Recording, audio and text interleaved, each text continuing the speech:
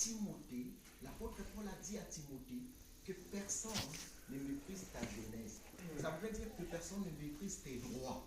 Alléluia. Amen. Alors j'aimerais interpeller l'église en dehors du fait que nous prions pour ce pays dans lequel nous y sommes, étant donné que vous êtes les fils et les filles du roi, étant donné que par vos prières, votre intercession, Dieu fait de telle sorte que ce pays puisse tenir debout, vous ne devez en aucun cas vous laisser traîner par des propos qui ne confessent pas la gloire de Dieu.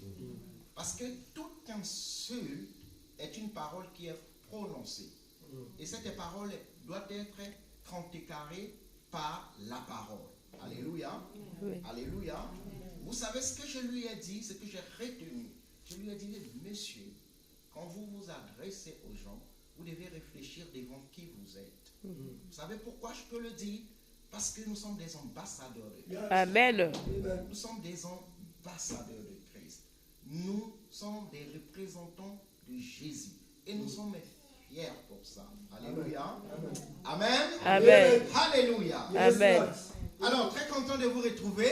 Amen. Nous aussi. Vous êtes resplendissants. Amen. Vous êtes tellement merveilleux. Yes. Amen. Et ce matin, nous allons partager quelque chose de merveilleux. Alléluia. Nous allons parler sur le choix et la persévérance dans la fidélité. Yes. Amen. Amen. Nous nous inclinons et nous prions pour la parole. Seigneur, nous voulons te dire merci. Merci pour ce ministère. Merci pour ton serviteur. Merci pour ton peuple. Ce matin, nous allons parler de ta part. Ce que je te demande, Saint-Esprit, c'est ta présence. C'est que tu parles à ton peuple. Yes. Parle-nous, Saint-Esprit. Révèle-nous les mystères cachés de tout temps. De telle sorte que nous soyons des hommes et des femmes faits à l'image de ta parole. Merci pour ton amour. Dispose nos cœurs à écouter, à digérer et à pratiquer ta parole. Merci Saint-Esprit. Merci, Seigneur. Je m'efface maintenant afin que tu parles. Au nom de Jésus. Amen. Amen. Amen. Amen. Nous prenons la Bible dans le livre de Ruth. Dites avec moi Ruth. Ruth. Dites avec moi Ruth. Ruth. Nous prenons la parole dans le livre de Ruth et nous allons commencer au chapitre 1er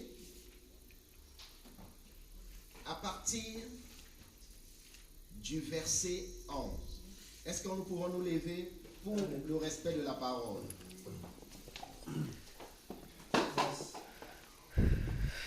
Naomi dit, retournez mes filles. Pourquoi viendrez-vous avec moi?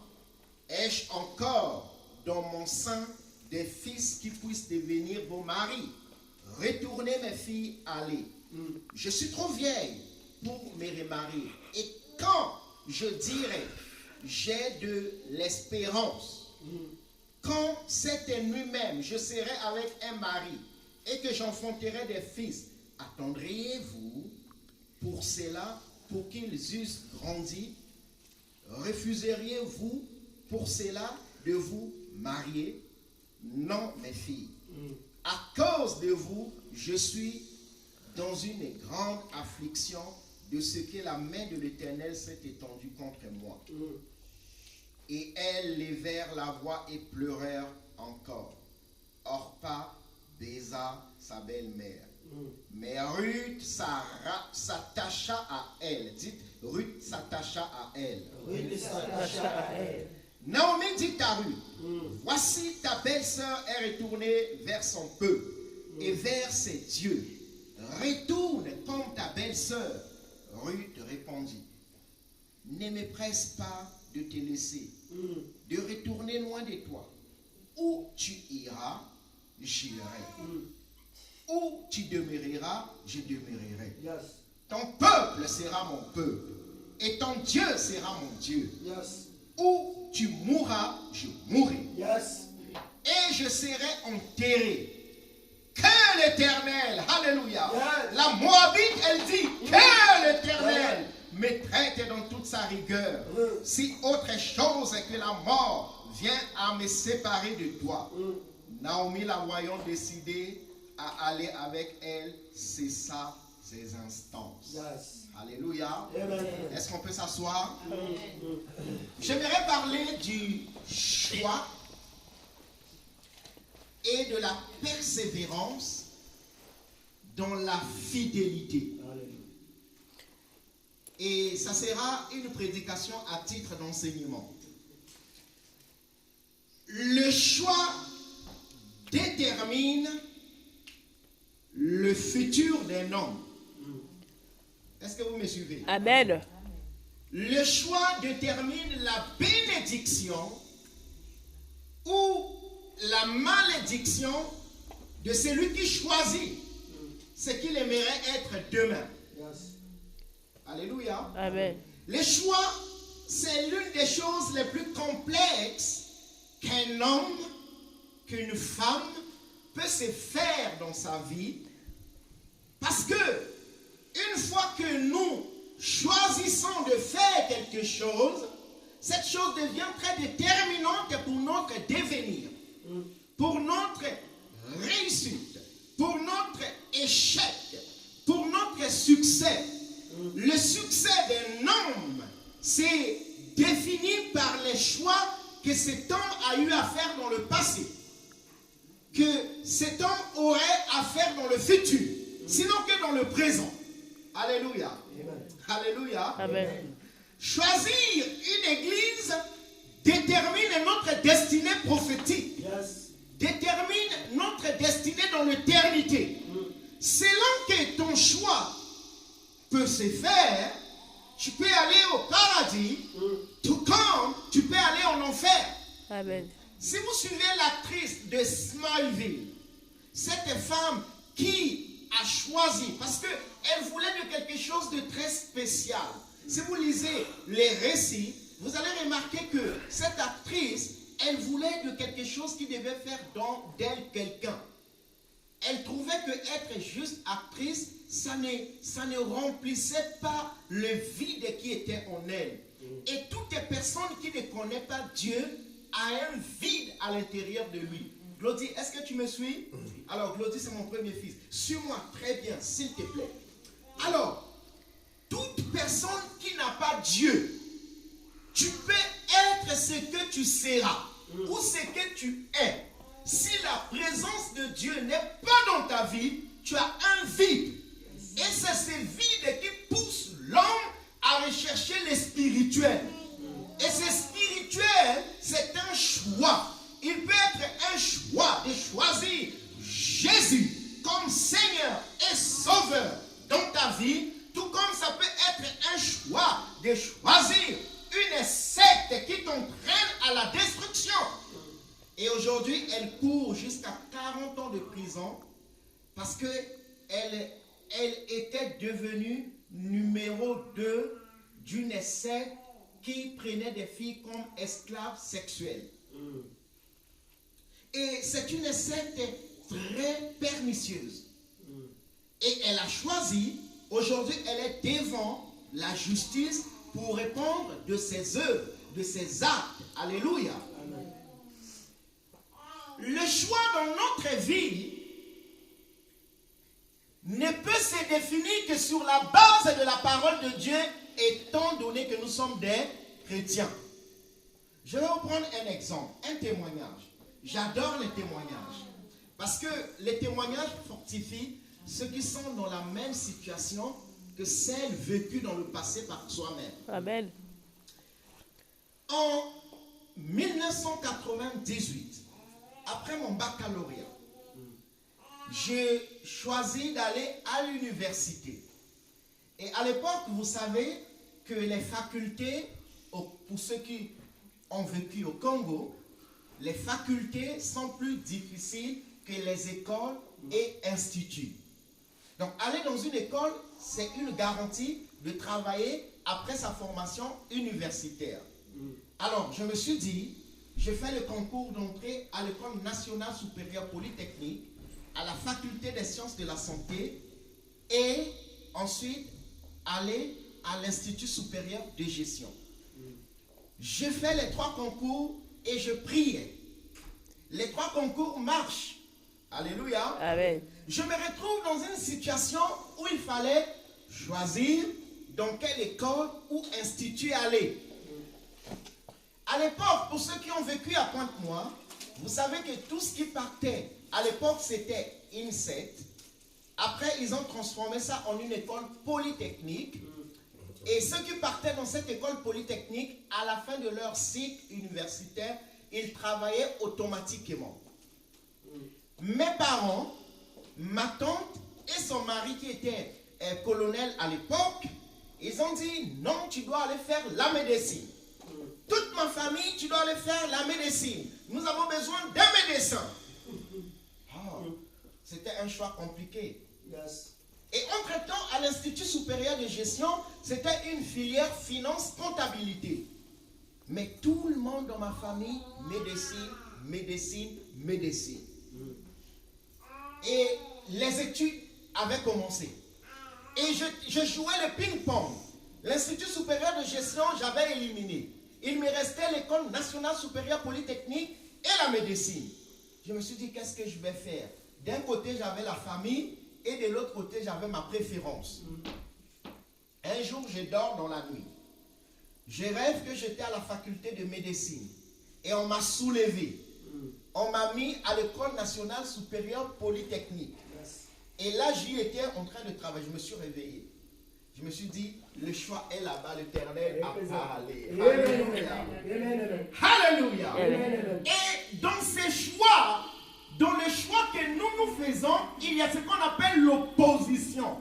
Pour reconnaître que Dieu est avec toi, il faut que tu vises également le témoignage de l'opposition. Parce que quelquefois l'opposition, lorsque Dieu te révèle un choix, l'opposition témoigne de l'efficacité, de la grandeur, de la profondeur du choix que l'Éternel a approuvé. La Bible dit, quand l'Éternel dispose les voies des hommes, il mettrait favorablement à lui-même ses ennemis. Dis très fort Amen. Amen. Dis très fort Amen. Amen. Et là, quand j'ai choisi toute la famille, je me souviens, à cette époque, ma tante, elle est présentement avec moi ici. Elle m'a dit, si tu fais le perroquet dans tes études, ça ne regarde que toi. J'ai dit, il n'y a pas de souci. Si l'Éternel est avec moi, si c'est lui qui a parlé, je réussirai. Amen. Mais quand j'ai commencé, le dessin, je n'avais que 4. Industriel là, oh mon Dieu. Les mathématiques, c'était la première année, c'était la géométrie dans l'espace. Je me souviens, j'ai fait un devoir de mécanique du solide. Je suis arrivé, j'avais tellement faim, je n'avais pas mangé. J'avais travaillé toute la nuit avec un ami, on avait mangé du riz blanc au campus. Quand je sors le matin, je vais faire le devoir, le docteur en mécanique du solide, il me regarde. Il me dit, monsieur Mombembo. J'ai dit, oui monsieur. Il me dit, je remarque comme si on t'a branché les câbles électriques sur ta tête. Tu n'arrives plus à réfléchir. J'ai dit, évidemment monsieur. Alléluia. Amen. Et quand j'ai persévéré, j'ai dit l'Éternel, j'avais fait une prière. Je dis, Éternel, si j'échoue, ça veut dire que tu as échoué avec moi. Si j'échoue, c'est pour ça. Je vous ai dit au début, il faut connaître ses droits. Quand tu connais tes droits, même devant Dieu, tu t'exprimes sur la base de ta parole. Amen. Sur la base de sa parole.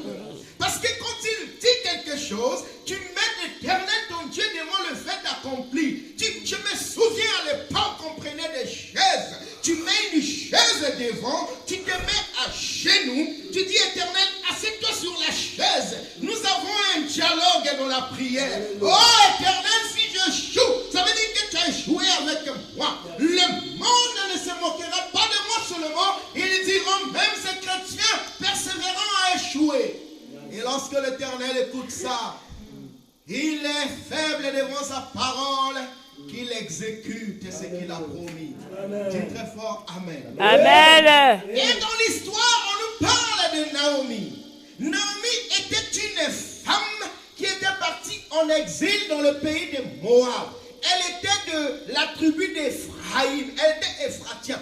Et là, dans Juda, il y avait une famine. Il y avait la crise. Comme cela se passe dans notre pays. L'exil n'a pas commencé aujourd'hui. Le droit d'asile a commencé depuis la nuit des temps. Ce qui se passe aujourd'hui n'est pas nouveau. Les hommes qui ne connaissent pas l'histoire, ils pensent que ce que nous vivons aujourd'hui est nouveau. Quand vous regardez pendant la Deuxième Guerre mondiale, regardez les images de la Deuxième Guerre mondiale, vous allez remarquer les peuples qui quittaient l'Europe, qui quittaient l'Amérique, qui quittaient partout pour aller se réfugier en Afrique. Alléluia. Amen. Ce qui se passe aujourd'hui s'est passé dans les Écritures. Il y avait cette famille, Naomi, elle avait un beau mari, un homme formidable. Ils avaient 2 fils.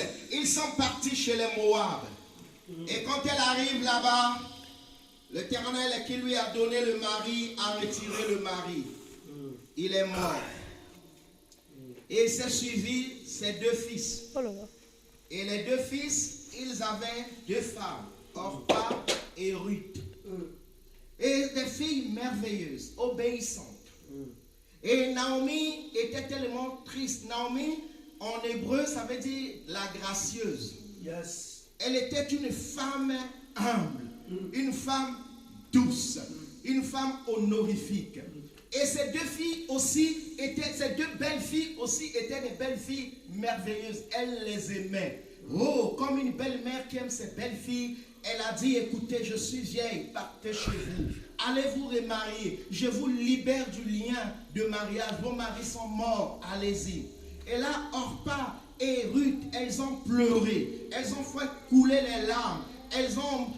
Orpa a embrassé sa belle-mère. Elle est partie en pleurant. Oh, c'était triste. Alors là, Ruth s'est retournée. Ruth était devant le choix. Ruth a dit, Naomi à l'Éternel, le Dieu qui a créé le ciel et la terre. Chez les Moabites, il prit d'autres dieux. Qu'est-ce que je peux faire? Ruth a regardé Naomi. Ruth a dit à Naomi, Naomi, écoute-moi. Où tu iras, j'irai. Ton Dieu sera mon Dieu. Yes. Là où tu seras enterré, moi, je serai enterré. Oh, Naomi a dit, non. Tu ne peux pas, tu es si belle, tu es si jeune. Répare, va te remarier. Tes parents t'attendent. Tu as une vie devant toi. Le monde nous présente toujours 2 choses. Nous présente un choix qui est attrayant et un choix difficile. Le choix difficile, c'était de suivre une vieille mère qui n'avait plus d'avenir, qui ne pouvait plus se remarier, qui ne pouvait plus mettre au monde, qui n'avait ni or ni argent. Mais elle avait une chose, elle avait l'Éternel Dieu. Si le pasteur cite tout à Dieu, je préfère le suivre. Il ne peut rien avoir. Il peut être le plus vilain de tous les pasteurs. Il peut être le plus vilain de tous les hommes. Mais quand un homme a Dieu, quand un homme connaît l'Éternel des armées, même si cet homme peut avoir des défauts, je sais une chose, il craint l'Éternel des armées. Je suivrai celui qui a l'Éternel des armées. Et là, Ruth, elle a regardé Naomi. Elle dit, Naomi, moi, je ne t'aime pas parce que je ne t'aime pas seulement. Si je t'aime, c'est pas parce que tu es ma belle-mère, tu fus ma belle-mère. Non, ton Dieu, c'est la parole la plus profonde. Ton Dieu sera mon Dieu. Hey! Ton Dieu sera mon Dieu. Elle avait vu quelque chose de spécial. Elle a dit, son peuple sera mon peuple. Elle avait discerné qu'elle était de Juda. Et Juda, c'est un peuple béni de Dieu. Elle avait discerné qu'elle était israélite. Et elle avait su que celui qui bénirait Naomi, l'Éternel le bénirait. Alléluia. Alléluia. Oh, celui qui te bénit, l'Éternel le bénit. Celui qui te maudit, l'Éternel le maudit. Lorsque tu marches dans les ruelles de Rouen, il faut savoir que tu es la fille et le fils du Très-Haut. Quand tu marches, il y a l'armée céleste qui marche avec toi. Quand tu marches, il y a la grâce et le bonheur qui t'attend. bonheur m'accompagneront tous les jours jusqu'à la fin de notre vie.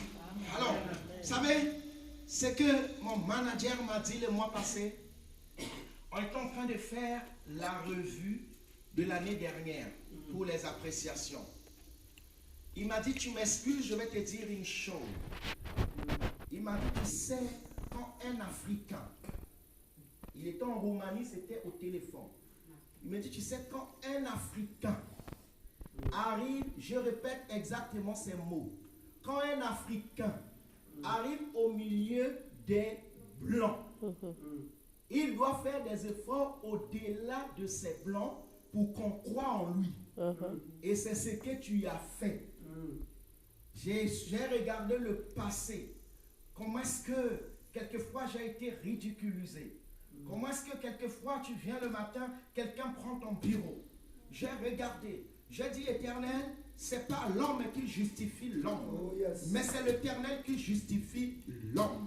C'est l'Éternel qui élève l'homme. C'est l'Éternel qui soutient l'homme. Il soutient l'homme qui le choisit. Alléluia. Amen. Alléluia. Amen. Le choix et la persévérance dans la fidélité. Cette fille, elle n'avait pas seulement choisi, mais elle était fidèle. Lorsque tu choisis une église, il faut que tu ne sois pas seulement là en tant qu'un choix, mais tu dois être là en tant qu'un choix utile pour cette œuvre. Alléluia.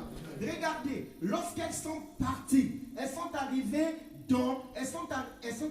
dans le pays de Juda. Qu'est-ce qui s'est passé? Elle est restée calme. Elle a dit à sa belle-mère, ah belle-mère, moi j'aimerais sortir. Elle a demandé en quelque sorte une permission. Yes. Ah. Vous savez, quand je suis à Pointe-Noire, j'ai un pasteur qui est le visionnaire de l'œuvre, qui a la responsabilité de l'œuvre. Quand j'arrive à Pointe-Noire, si on m'invite à aller prêcher ailleurs, je le lui dis. Je lui dis, écoute, je suis invité d'aller prêcher dans tel ministère. Est-ce que je dois y aller? Il me dit, il n'y a pas de problème. Je sais qu'il ne va pas refuser. Mais, tu as choisi servir. Mais il faut que tu sois fidèle et persévérant dans le lieu où tu as choisi servir. C'est ce qu'on appelle la discipline dans le ministère. Dis très fort Amen. Amen. Dis très fort Amen. Amen. J'ai les servantes de l'Éternel dans la salle. Amen. Acclamez très fort pour le royaume. Amen. Elle a demandé d'aller glaner dans les champs. Et elle a dit, il se peut que je trouverai grâce aux yeux de quelqu'un. La vision. Yes. La vision. La vision. Glaner, quand vous regardez le dictionnaire, ça veut dire ramasser les épis ou encore pendant la moisson, ce qui échappe entre les mains des moissonneurs. Quand tu les ramasses, on appelle ça, tu es en train de glaner dans les champs. Et elle ramassait ça et remettait entre les mains des moissonneurs. Et elle le faisait tous les jours. Comme par hasard, elle va tomber dans le champ de qui? Elle va tomber dans le champ de Boaz. Yes. Et Boaz était un homme riche. Et tous les jours, quand elle glanait, elle répartait entre les pieds de Naomi.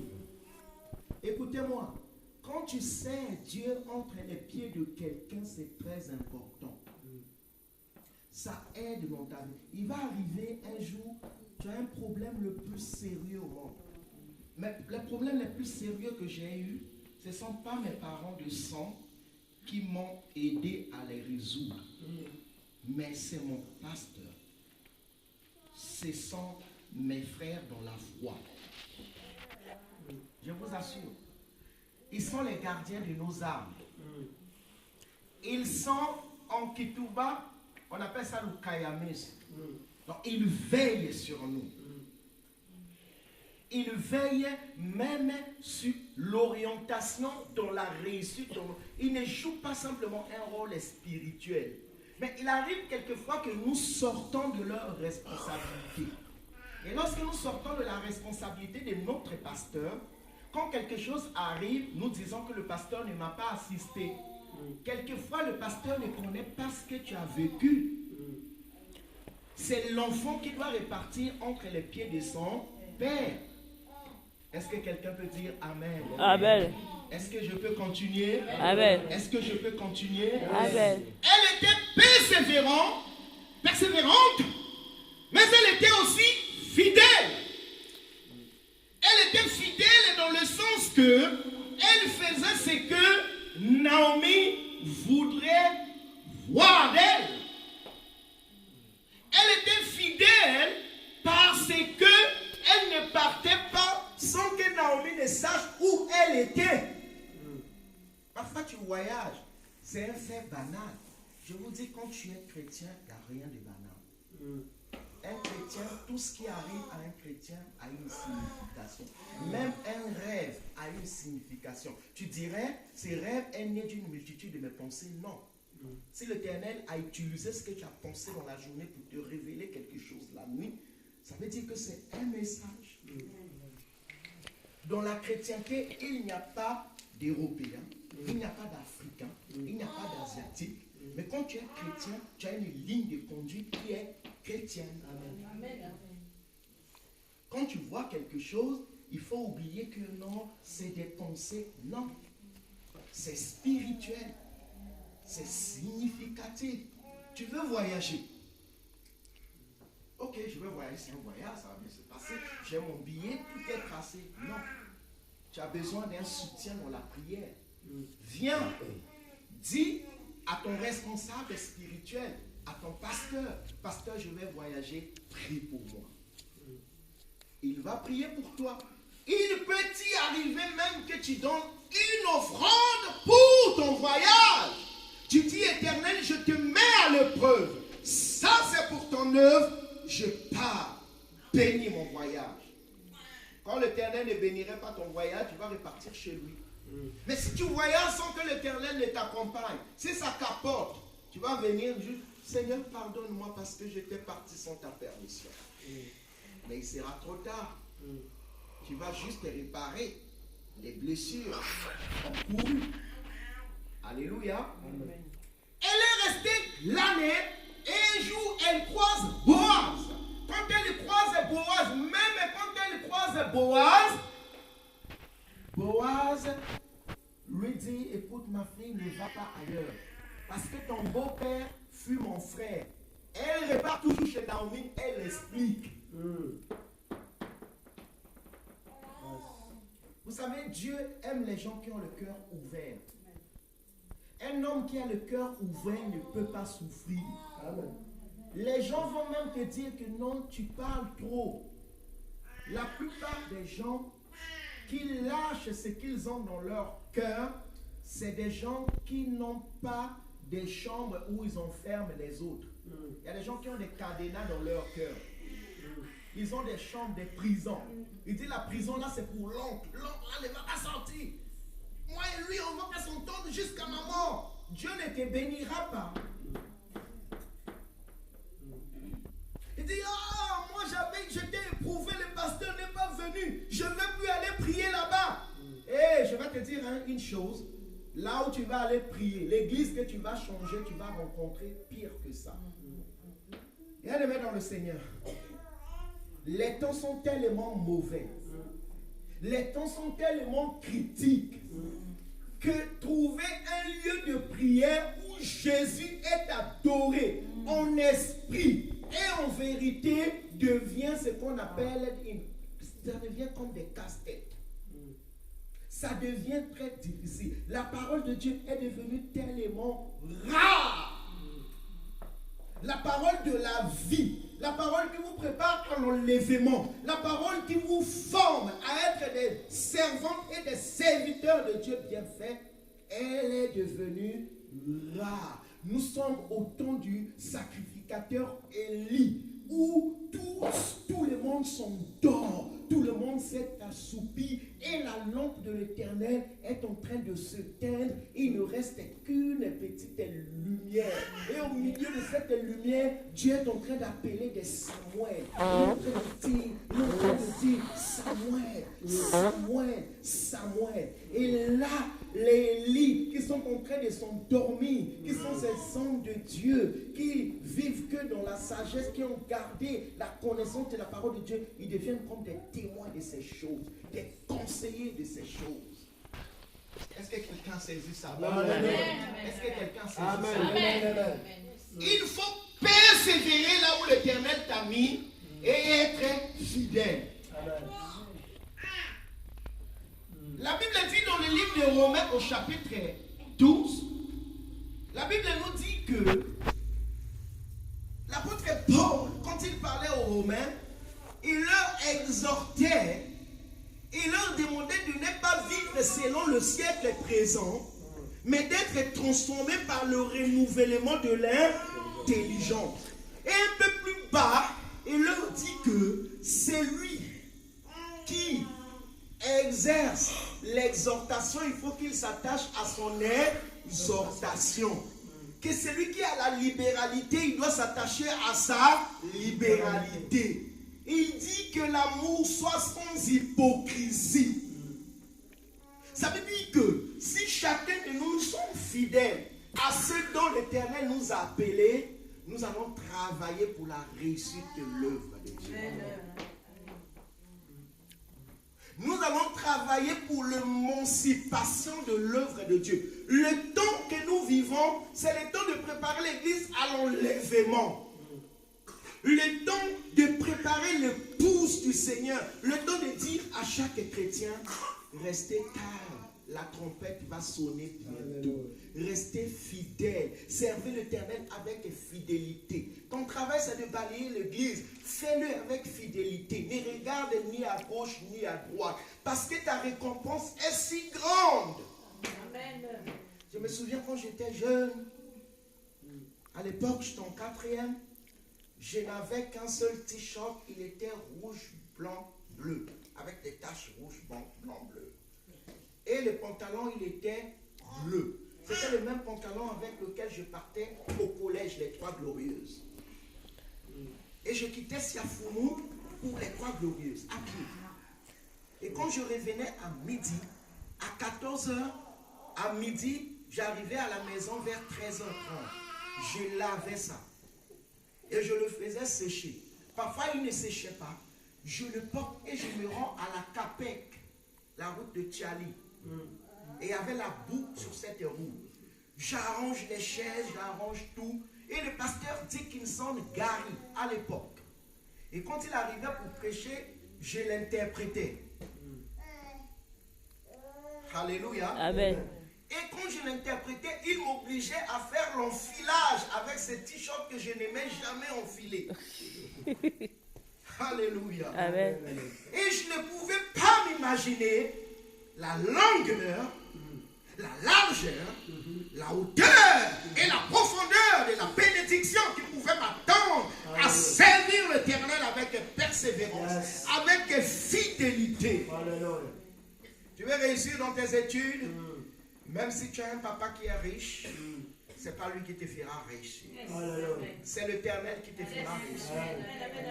Tu veux réussir dans ta vie, ce ne sont ni les relations qui te feront réussir, mais c'est l'Éternel qui te fera réussir. Amen. Tu le vois, ta situation est très résolue, mais l'Éternel a le preuve si tu ne verrais les écluses du ciel s'ouvrir.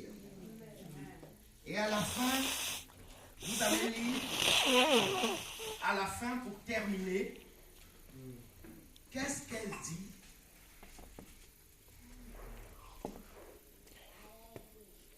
Elle dit, Naomi, le chapitre 3, écoutez. Naomi, sa belle-mère, lui dit, ma fille, je voudrais assurer ton repos. Dites avec moi, assurer ton repos. Assurer ton repos. Afin que tu fusses heureuse. Écoutez ce qu'elle va dire. Suivez-moi maintenant. Et maintenant, Boaz, avec les serviteurs duquel tu as été, n'est-il pas notre parent? Voici, il va vanner cette nuit les orges qui sont dans l'air. Je vais m'arrêter là. Moi, j'ai grandi avec mon pasteur. J'ai grandi avec mon pasteur. Mon pasteur, quand j'ai perdu mon père, j'étais en 5e. Il m'a pris. À l'époque, c'était le pasteur Kikwanga Grégoire. Mais je suis resté avec le pasteur Jean-Claude Kokolo. Et son épouse, c'était une femme qui avait un caractère très dur. Vous allez comprendre pourquoi je vous le dis. Et quelquefois, quand tu partais à l'école, tu revenais, tu trouves que on t'a fait une omelette avec beaucoup de farine à l'intérieur. Et l'omelette était dans le coin sans pain. Et j'étais toujours heureux. J'étais toujours heureux. Parce que je trouvais quelque chose à manger. Et j'avais un lit où dormir. Et quelquefois, quand j'étais à l'école l'après-midi, le matin, je partais à la Croix-Rouge de Mvumvu aller vendre le tangawis. Je mets la glacière sur la tête, je vends. Quand je finis de vendre, je repars à la maison. Et à 13h, lycée Victor Augagneur. Le jour que j'ai eu le baccalauréat, elle a pleuré.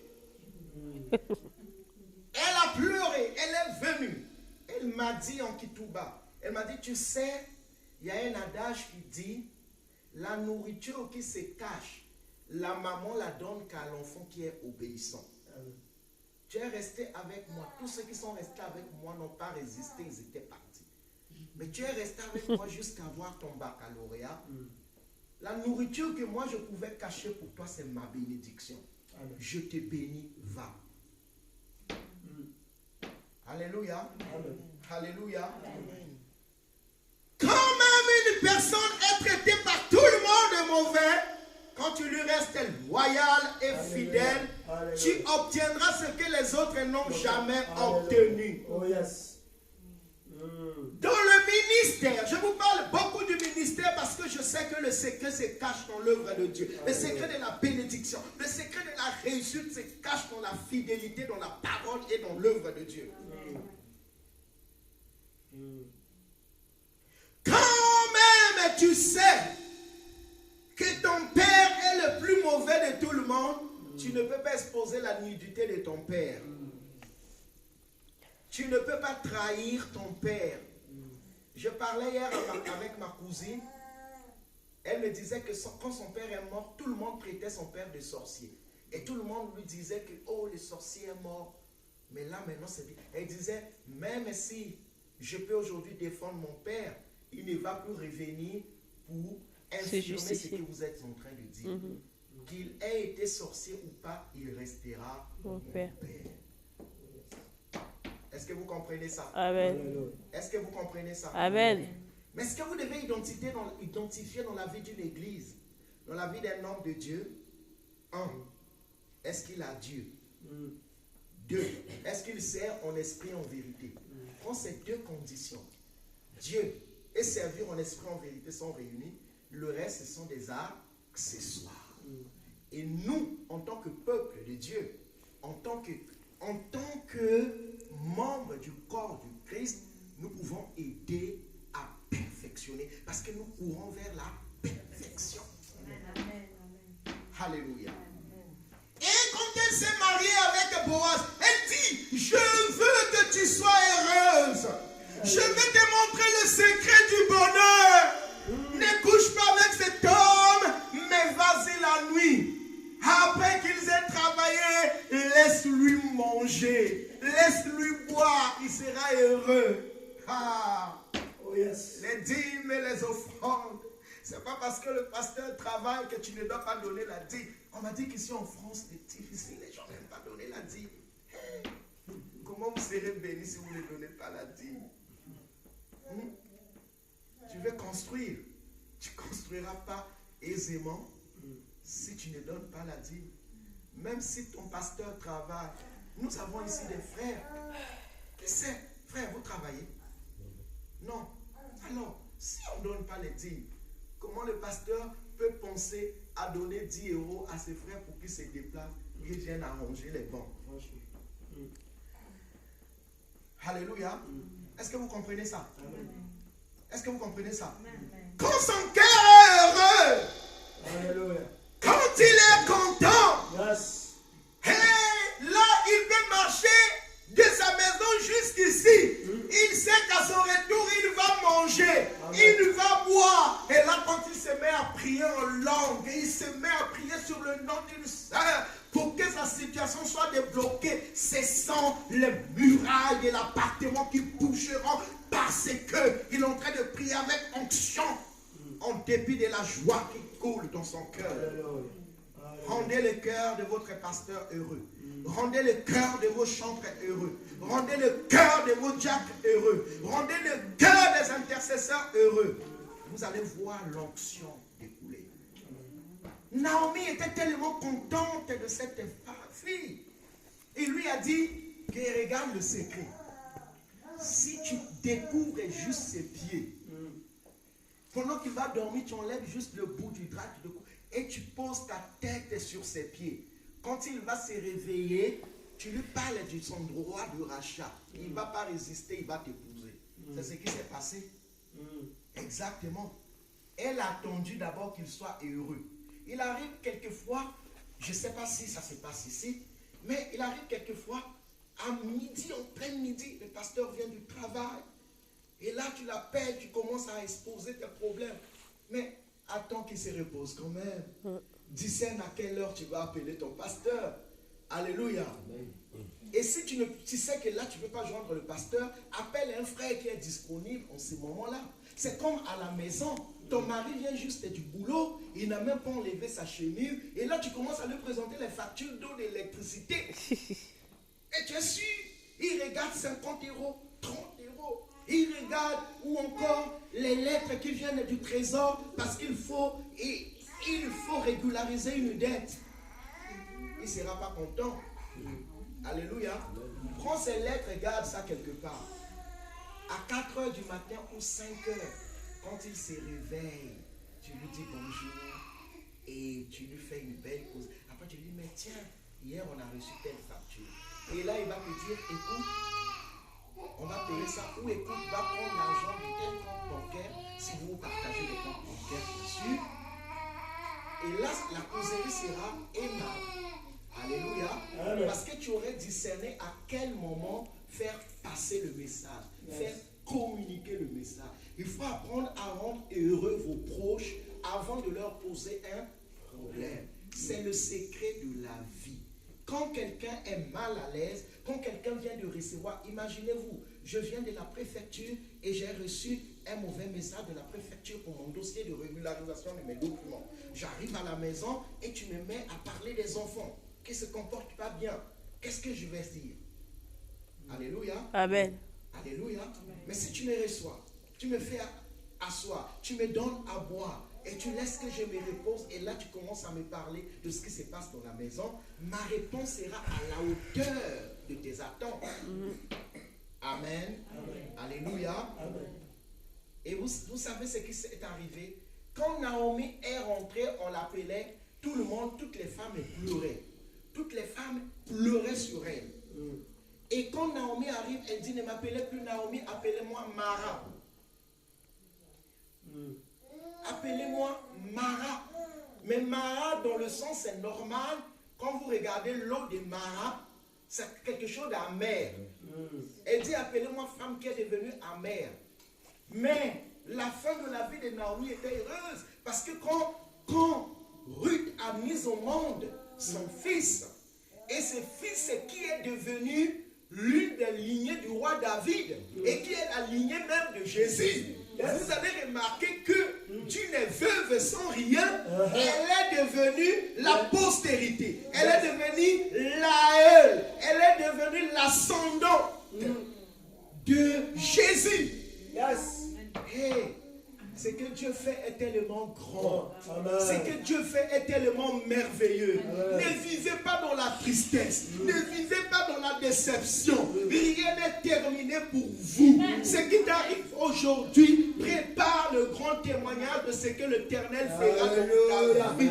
La Bible dit, David a dit, j'étais jeune, j'étais enfant, j'ai grandi, j'ai vieilli, j'ai tout vu. Je n'avais jamais vu une chose, le juste, être abandonné par l'Éternel, ni sa postérité manger son pain. Oh, alléluia. Il a tout vu, mais il n'avait jamais vu un juste, Yes. un fils du Très-Haut, Yes. un serviteur de l'Éternel, être abandonné par l'Éternel, Alléluia. ni sa postérité en train de manger son pain. Amen. L'Éternel est tellement fidèle qu'il fait ce qu'il a promis. L'Éternel est tellement bon qu'il nous soutient toujours. Amen. Quand tu vis dans la déception et la tristesse, tu attristes le Saint-Esprit.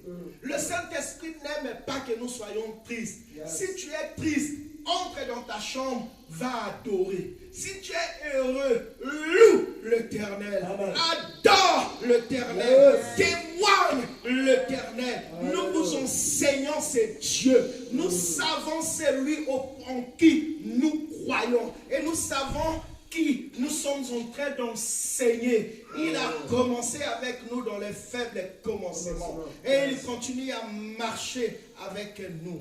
Alléluia. Alléluia. Que l'Éternel nous bénisse. Amen. Est-ce qu'on peut se mettre debout? Alléluia.